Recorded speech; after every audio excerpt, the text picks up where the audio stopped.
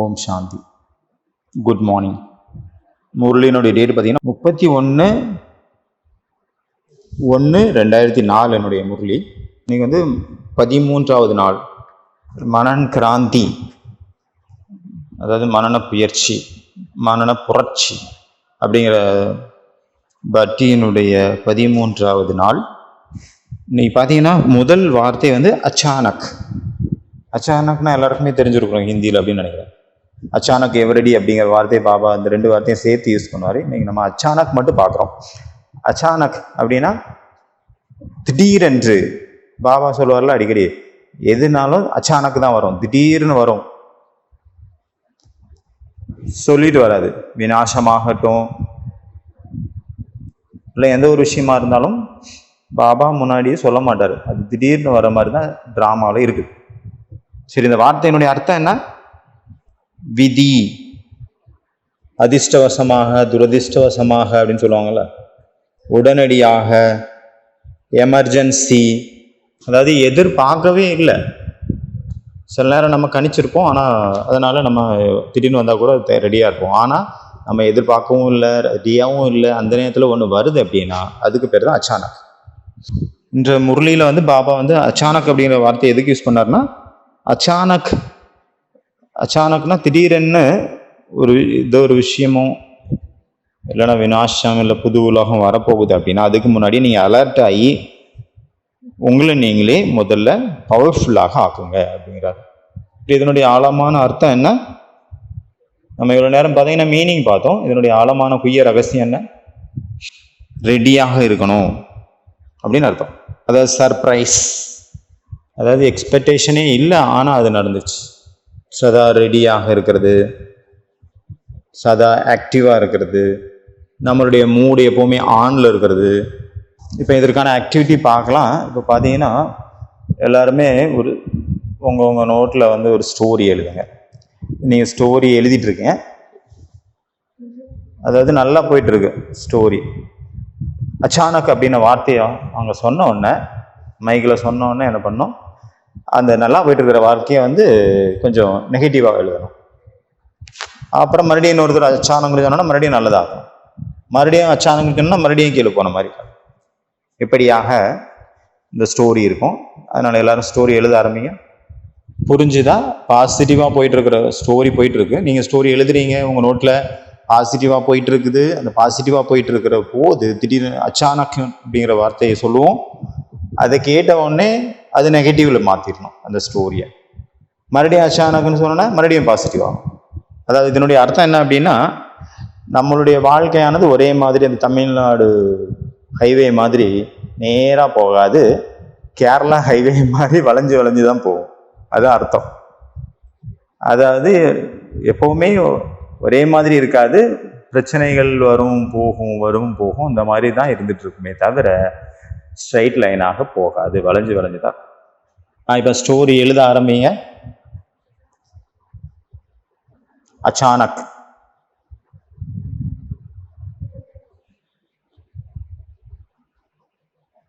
அச்சானக்,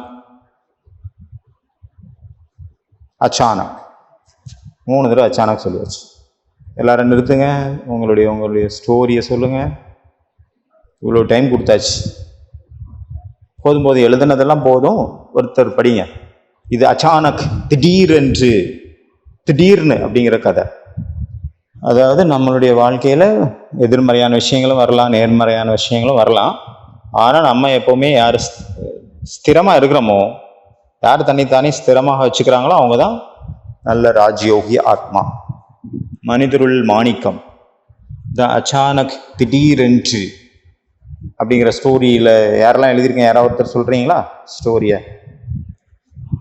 அரவிந்த் பாய் சொல்லுங்கள் பாப்பா. ஓம் சாந்தி. ஒரு இளைஞர் பார்த்தீங்கன்னா பகவானை தேடி அலையிறாரு. ஒரு ஆசிரமத்துக்கு போகிறாரு, வீட்டிலேருந்து வெளியே தேடி போகிறாரு, ஒரு ஆசிரமத்துக்கு போகிறாரு. அங்கே அவருக்குள்ளே நிறைய நல்ல நல்ல பாவனைகள் இருந்தது. பகவானை அடையணும், பகவான் வந்து நம்ம வந்து சக்திகளை எடுக்கணும், அவருடைய அன்பில் ஐக்கியமாகணும் அப்படின்னு நிறைய பாவனைகள் அவர்கிட்ட இருந்தது அந்த இளைஞர்கிட்ட. ஆனால் அவர் ஆசிரமத்துக்கு போனோன்னா அங்கே உள்ள நல்ல பல நெகட்டிவ் விஷயங்கள் அவருடைய கண்ணுக்கு படுது. அப்போ நெகட்டிவ் விஷயங்கள் அவர் கண்ணுக்கு பட்ட உடனே அவருடைய பாவனைகள் மாறி போச்சு. திடீர்னு அவருடைய பாவனைகள் உயர்வாக இருந்தது, கீழான பாவனையாக வந்துருச்சு. அப்புறம் மறுபடியும் அச்சானக்னு சொன்னதுனால அவருக்குள்ள புத்தியில் ஆழமாக சிந்தனைகள் வந்தது. திடீரென்று, அதாவது நான் எதுக்கு வந்தேன், ஆனால் என்ன பண்ணிட்டு இருக்கேன், நான் பகவானை தேடி வந்தேன், ஆனால் நான் இங்கே மற்றவங்களுடைய நெகட்டிவை பார்த்துட்டு இருக்கிறேன் அப்படின்னு திடீர்னு அவருக்குள்ள அந்த எண்ணம் வந்தது. அதனால அவருடைய பாவனைகள் மாறிடுச்சு. ஏதோ ஒரு விஷயம் நடந்தது, ஆனால் அது நமக்கு தேவை கிடையாது. நம்மளுடைய லட்சியத்தில் எப்பவுமே நம்ம ஸ்ட்ராங்காக இருக்கணும் அப்படின்னு அவர் மறுபடியும் பாவனைகளை மாற்றிக்கிட்டார். சோடைலால் பாய், சொல்லுங்கள், ஸ்டோரி என்ன எழுதியிருக்கீங்க? ஒரு ராஜா இருந்தார் ஒரு ஊரில். ஓம் சாந்தி. ஒரு ஊரில் ஒரு ராஜா இருந்தார். அவர் நல்ல செழிப்பாக வாழ்ந்துட்டு இருந்தார், மகிழ்ச்சியாக. அவருடைய மக்கள் எல்லாருமே மகிழ்ச்சியாக இருந்தாங்க. ஆனால் அச்சானக் திடீர்னு பக்கத்து நாட்டு ராஜா அவருக்கு மேலே தாக்குதல் தொடுத்துட்டாரு. அதனால அவருடைய ராஜ்யம் பறி போயிடுச்சு, அவருடைய குஷி எல்லாமே போயிடுச்சு. அவர் மறைஞ்சு வாழ ஆரம்பிச்சாரு. அச்சானக் திடீர்னு ஒரு நாள் அவருடைய சேனை வீரர்கள்லாம் மீண்டும் வந்து அவர் கூட இணைஞ்சாங்க. அவர்கிட்ட நிறைய சக்திகள் அதிகமாச்சு. மீண்டும் போய் தாக்குனாரு. திடீர்னு மீண்டும் வெற்றி அடைஞ்சிட்டார். அச்சானக் வெற்றி அடைஞ்சிட்டார். ஓம் சாந்தி. ஒரு இளைஞர், மாதாஜி சொல்றாங்க, மாதாஜி சொல்லுங்க. ஒரு இளைஞர் வந்து ஒரு இளைஞன் ஒரு மலைக்கு மேலே போய் அதனுடைய இயற்கையை ரசிச்சுட்டு இருந்தாரு. திடீர்னு அச்சானக் அவருடைய காலு தட்டி கீழே விழுந்து அடிபடல சார், கீழே விழுந்துட்டாரு. கீழே போனா அவர் பார்க்குறாரு, அங்க பசுமை அதிகமாக இருக்குது. அப்ப திடீர்னு அங்க பாபா வந்துட்டாரு. ரொம்ப சந்தோஷப்பட்டாரு. திடீர்னு அச்சானக் அவருக்கு அவருடைய பலவீனங்கள் ஞாபகம் வந்தது, தூக்கம் அடைஞ்சிட்டார். ஓம் சாந்தி. சரி, ஓகே, ஓம் சாந்தி. இப்போ எல்லாருமே எழுதியிருப்பீங்க இல்லையா? இப்போ அடுத்த பாயிண்ட் பார்க்கலாம். 2வது பாயிண்ட் பார்த்தீங்கன்னா, என்னது, நீங்கள் ஒரு ஸ்டோரி சொல்லுறீங்களா? சொல்லுங்க. சிஸ்டர் ஒரு ஸ்டோரி சொல்கிறாங்களாம். நான் இங்கே வர்றதுக்கு 4 நாளைக்கு முன்னாடி பார்த்தீங்கன்னா என்னுடைய வேலைக்காரங்க வந்து சொன்னாங்க, எனக்கு திடீர்னு அச்சானக் ஒரு ஃபோன் வந்தது கிராமத்துலேருந்து, நான் போகிறேன் அப்படின்னு. அவங்க வேலைக்காரங்க வந்து அவங்களுக்கு ஃபோன் பண்ணாங்களா, நான் கிளம்புறேன். அவங்க தெரிஞ்ச சொந்தக்காரங்க யாரோ ஒருத்தவங்களுக்கு உடம்பு சரியில்லை போல். அதனால் அவங்க திடீர்னு போயிட்டாங்க, அச்சானக் போயிட்டாங்க. அப்புறம் நான் யோசித்தேன், பாபா நான் வந்து 4 நாள் தான் இருக்குது மதுபன் வர்றதுக்கு, பட்டிக்கு உங்ககிட்ட வரணும். இப்போ நான் என்ன பண்ணுறது பாபா அப்படின்னு கேட்டேன் பாபாட்ட. ஏன்னா அந்த அம்மா தான் எல்லா வேலையும் செய்வாங்க, வீட்டை நல்லா பார்த்துப்பாங்க.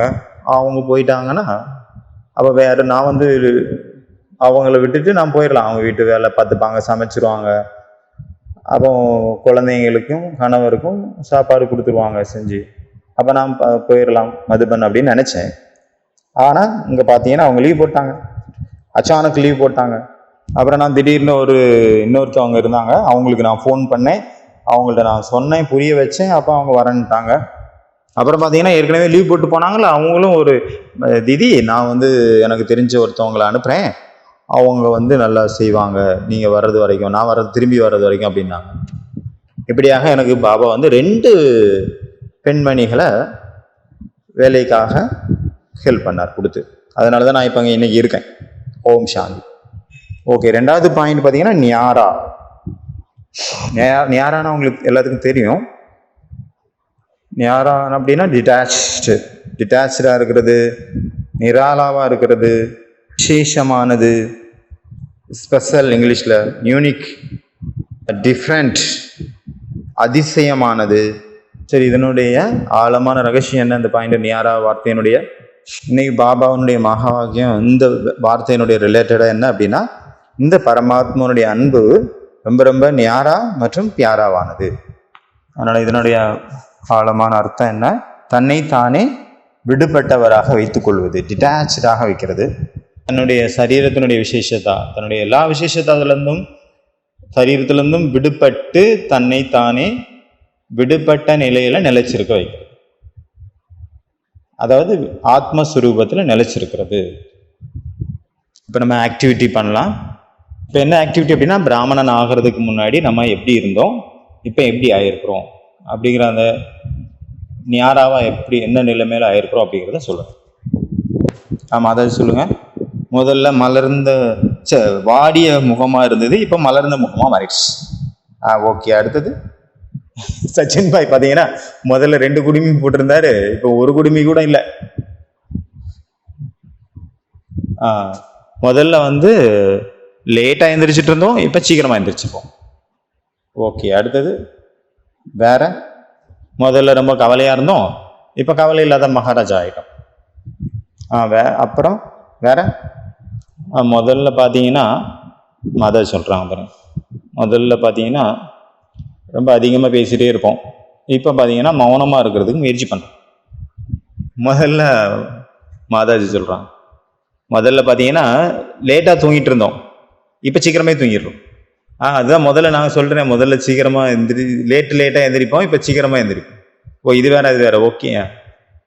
நான் என்ன எழுதியிருந்தேன் தெரியுமா? முதல்ல நம்ம வந்து ராட்சசர்களாக இருந்தோம், அசுரர்களாக இருந்தோம். அதாவது 10 தலை இருந்தது நம்மளை சுற்றி அப்படிங்கிற ரூபத்தை நான் வரைஞ்சிருந்தேன். அப்புறம் 2 பக்கம் ரக்கம் வந்துருச்சு, ஏஞ்சல் ஆயிட்டு. இதுதான் நான் பண்ணது, நான் நினைச்சு பார்த்தேன். இப்போ 3வது வார்த்தை உல்ஹானா, அதாவது புகார், கம்ப்ளைண்ட். பாபா சொல்றார்ல, குழந்தைங்க பக்தர்கள் வந்து கம்ப்ளைண்ட் பண்றாங்க, பாபா வாங்க நீங்க வரல, கம்ப்ளைண்ட் பண்ண மாரி வைக்கக்கூடாது. அப்புறம் குழந்தைங்களும் கம்ப்ளைண்ட் பண்ணுறாங்க, பாபா நீங்கள் ஏன் வந்து 1969 போயிட்டீங்க, இப்போ வரைக்கும் இருந்திருந்தா நாங்களும் பார்த்துருப்போம்ல, ஏன் போனீங்க அப்படின்னு கம்ப்ளைண்ட் பண்ணுறாங்க. அப்புறம் இந்த மாதிரி எக்ஸட்ரா எக்ஸட்ரா. இந்த புகார் அப்படிங்கிறதுனுடைய பாசிட்டிவ் அர்த்தம். பாபா பாசிட்டிவாக தானே சொல்கிறாரு. 2 இது இருக்குது, நெகட்டிவ் இருக்குது, பாசிட்டிவ் இருக்குது. நம்ம பாசிட்டிவை மட்டும் பார்க்குறோம். பாபாவை பற்றி யாருக்கு மேலே ரொம்ப அன்பு இருக்கோ அவங்களுக்கு மேலே தான் இந்த மாதிரி பாசிட்டிவான புகார் நம்ம கொடுப்போம். இது ஹிந்தியில் பார்த்தீங்கன்னா பரியாத், சிகாயத், இது ஸ்வீட் கம்ப்ளைண்ட் அப்படின்னு சொல்லலாம். அந்த புகார் வந்து நெகட்டிவானது, கோபம் இருக்கும். ஆனால் இந்த கம்ப்ளைண்ட் வந்து இனிமே அன்பு. இதை வந்து பியூர் கம்ப்ளைண்ட், பியூர் புகார் அப்படின்னு சொல்லலாம். இப்போ எக்ஸாம்பிள் பார்த்தீங்கன்னா, நீங்கள் வந்து என்ன நினைக்கவே இல்லையே, பார்க்கவே இல்லையே, கண்டுக்கவே இல்லையே அப்படிங்கிறது வந்து அன்பான இது கம்ப்ளைண்ட். அதுவே நீ என்ன கண்டுக்கவே இல்லை, ஒன்றை நான் பார்த்துக்கிறேன் அப்படிங்கிறது அதுவும் கம்ப்ளைண்ட் தான். இது கோபமான கம்ப்ளைண்ட். எப்படி வந்து கிருஷ்ணரை பார்த்து கோபிகள் சொன்னாங்க, ஏன் கிருஷ்ணா நீ வரமாட்டேங்கிற, ஏன் வந்து புல்லாங்களை ஊத மாட்டேங்கிற, ஊது அப்படின்னு கம்ப்ளைண்ட் பண்ணாங்களே, புகார். இங்கே வந்து என்னுடையவர் அப்படிங்கிற உணர்வு இருக்குதோ, எங்கே வந்து இனிமை இருக்குதோ, எங்கே அதிகாரம் இருக்குதோ, எங்கே வந்து ரொம்ப ரொம்ப உரிமை இருக்குதோ, அங்கே வந்து புகார், இந்த இனிமையான புகார் அங்கே தான் வேலை செய்யும். ஆனால் அதுவே நெகட்டிவ்ல பார்த்தீங்கன்னா கம்ப்ளைண்ட் பண்ணுறாங்க, போலீஸில் ஒருத்தவங்களை பற்றி கம்ப்ளைண்ட் பண்ணுறாங்க அப்படின்னா அது வந்து பார்த்தீங்கன்னா நெகட்டிவ் கம்ப்ளைண்ட். நம்ம பார்த்துட்டு இருக்கிறது பாசிட்டிவ் கம்ப்ளைண்ட். பார்த்தீங்கன்னா நம்ம ஆக்டிவிட்டி பண்ணுறோம்.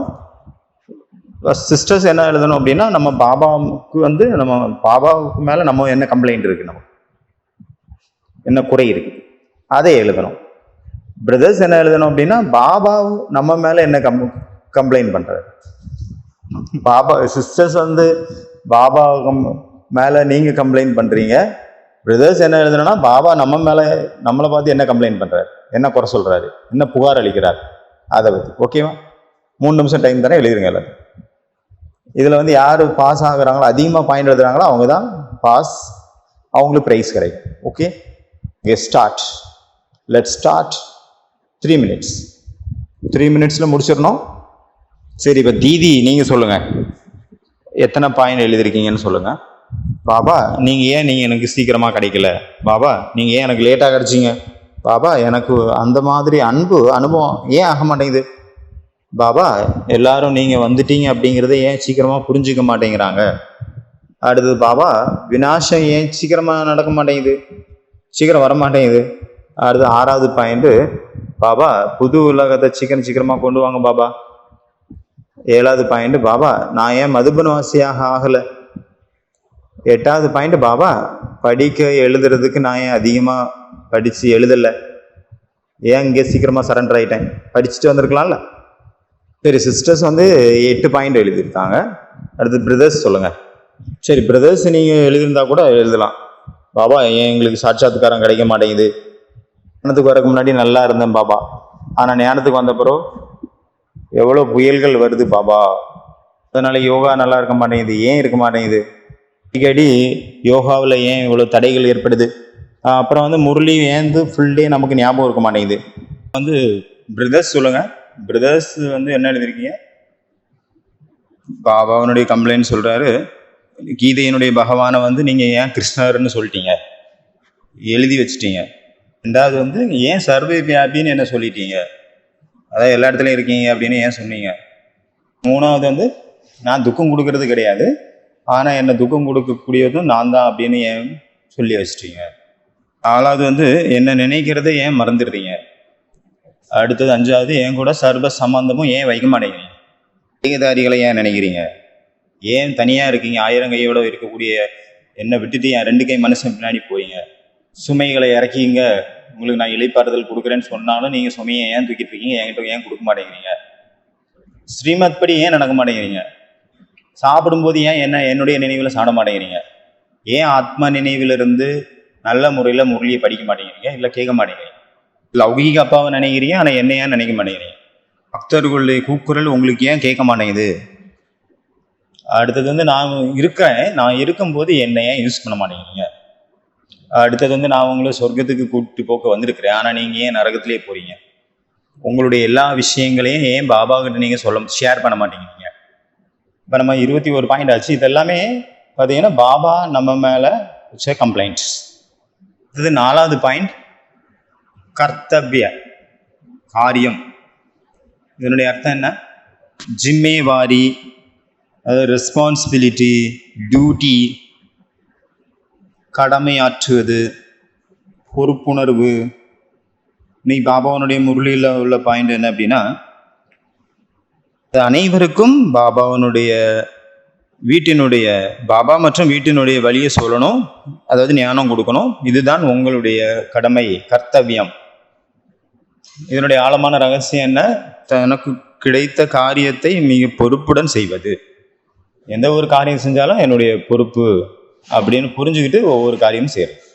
எக்ஸாம்பிள் பார்த்தீங்கன்னா, நம்ம நதியை சொல்லலாம். ஆறு, நதி வந்து எந்த ஒரு பலனும் எதிர்பார்க்கறது இல்லை, அது தன்னுடைய தண்ணியை அது குடிக்கிறது இல்லை, மக்களுக்காக கொடுக்குது. அதே மாதிரி மரத்தில் இருக்கிற மரம் கூட பழத்தை வந்து அது சாப்பிட்றது கிடையாது. 5 தத்துவங்களும் அதே போல தான், கொடுக்கக்கூடியதாக இருக்கு, தனக்காக யூஸ் பண்றது கிடையாது, உலக சேவைக்காக. அதே போல பாபா என்ன சொல்றாரு, குழந்தைங்களே நீங்க எல்லாரும் உலக சேவை, விஸ்வ சேவைக்கு யூஸ் பண்ணுங்க, விஸ்வ சேவை பண்ணுங்க, சுயநலம் பலன் எதிர்பாராத சேவை பண்ணுங்க. இப்போ இதுல ஆக்டிவிட்டி பார்த்தீங்கன்னா, ஒரு மரம் வரையணும், மரத்தினுடைய பிக்சர் உங்க நோட்ல, அதுல வந்து எழுதணும் உங்களுடைய என்னென்ன பிராமணர்களாகிய நம்மளுடைய கடமைகள் என்னென்ன அப்படிங்கிறத மரத்தை சுற்றி பழமா எழுதலாம், இலையா எழுதலாம், எப்படி வேணாலும் எழுதலாம். இதெல்லாம் எப்படி பண்ணுங்க, அந்த மரத்தை சுற்றி மரத்தில் ஒவ்வொரு இதுக்கு இந்த பழமாக நீங்கள் எழுதுங்க. பிராமண வாழ்க்கையினுடைய கர்த்தவியம் என்ன, கடமை என்ன, அதை நீங்கள் வந்து நடைமுறைப்படுத்திட்டு இருக்கீங்க அப்படின்னா அதை டிக் பண்ணுங்க, இல்லை அப்படின்னா கிராஸ் போட்டுருங்க, இல்லை அப்படின்னு. ஓகே. அடுத்து 5வது பாயிண்ட், குஸ்மிசாஜ்.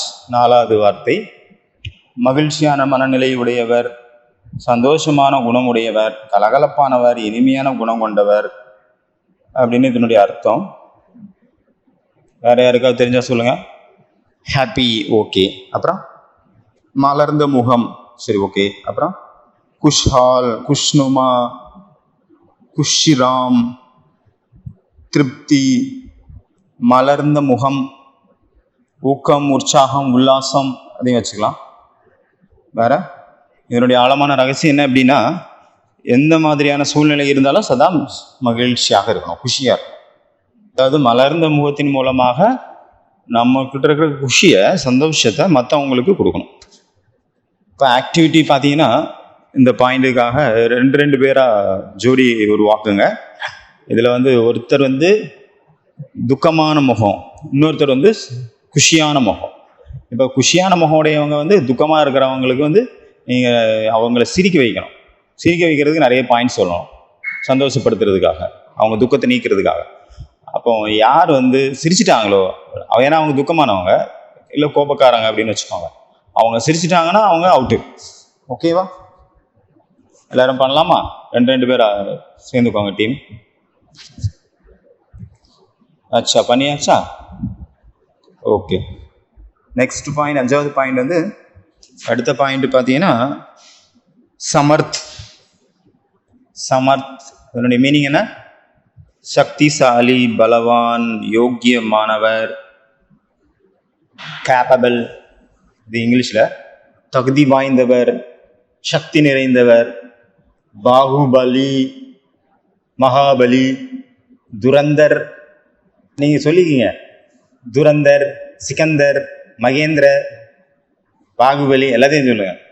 அரவிந்த் பாய் சொல்கிறாரு. தைரியசாலி, சக்திசாலி, அதாவது முடியவே முடியாது அப்படிங்கிற காரியத்தை கூட தன்னுடைய அனுபவம் மற்றும் யோக்கியத்தன்மையின் மூலமாக அதை முடிச்சு வைக்கிறவர். அதுக்கு தான் சமர்த்தின் பேர். இப்போ வந்து பார்த்தீங்கன்னா உங்களுக்கு கலர் சீட்டுகள் கொடுத்துட்டு இருக்கிறாங்க. ஒரு படம் வரைங்க, அந்த படத்தில் வந்து இந்த சீட்டை ஒட்டணும். அதில் உங்களுடைய விசேஷத்தாக எழுதணும், உங்களுடைய ஸ்பெஷாலிட்டி என்ன, திறமைகள் என்ன அப்படிங்கிறத அதில் எழுதணும் அந்த கலரில். இல்லைன்னா ஒரு மரம் வரைங்க, மரத்தினுடைய ஒவ்வொரு கிளைகளையும் இந்த கலர் சீட்டை ஒட்டி அதில் குணங்களை எழுதிட்டு அதில் ஒட்டணும். இந்த ஸ்டிக்கர் சீட்டு அதனால் ஒட்டும். அதாவது நம்மளுடைய வாழ்க்கை இந்த மாதிரி கலர்ஃபுல்லாக ஆயிடுச்சு அப்படிங்கிற மாதிரியான ஒரு பிக்சர். உங்களுக்கு 2 நிமிஷம் டைம், 2 நிமிஷத்தில் பண்ணிடுங்க. ஓகே. அடுத்தது 7வது பாயிண்ட், கடைசி பாயிண்ட், ஃபெய்த். தான் கடைசி பாயிண்ட், நம்பிக்கை. மீனிங் சொல்லுங்க. விஸ்வாசம், ஆஸ்தா, ட்ரஸ்ட்.